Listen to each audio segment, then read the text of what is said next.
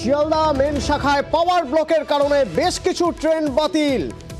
দুর্ভোগ, একাধিক local train বাতিল শিয়ালদা ডিভিশনে। জানবো, আমার সঙ্গে রয়েছেন সুবীর প্রতিনিধি। সুবীর, কি খবর আছে? দেখো, যেটা জানা যাচ্ছে যে শিয়ালদহ মেন শাখায় দমদম স্টেশনের কাছে কাজ চলার জন্য 8 ঘন্টা পাওয়ার ব্লক করা হয়েছে এবং সেই কারণে কিন্তু আজকে অর্থাৎ শনিবার শিয়ালদহ হাওড়া ডিভিশনে একগুচ্ছ লোকাল ট্রেন বাতিল করা হয়েছে।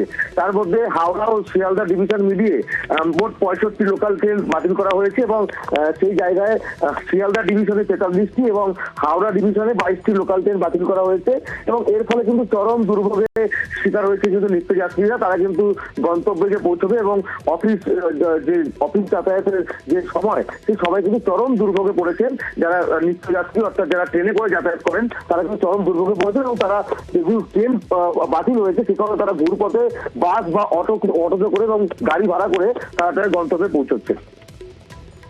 স্বাভাবিক, অফিস টাইমে যদি এরকম হয় তাহলেও টেনশন তো বাড়বেই, খুব বাড়বে।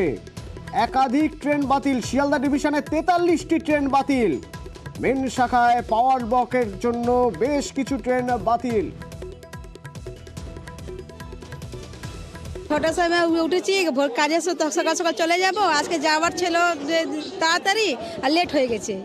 তারপর ফিরে চলে, গাড়ি বন্ধ বলে, সব বাতিল আছে বলে। আমি যাচ্ছি ডিউটিতে, আমি সামনগরে ডিউটি করি। ওখান থেকে বাস ধরবো, ধরে আবার মিলে নামবো।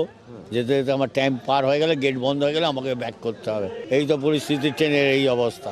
গাড়ি তো বলছি চলছে বাতিল, কতগুলো গাড়ি আসার কথা, সেটা আসেনি টাইমে।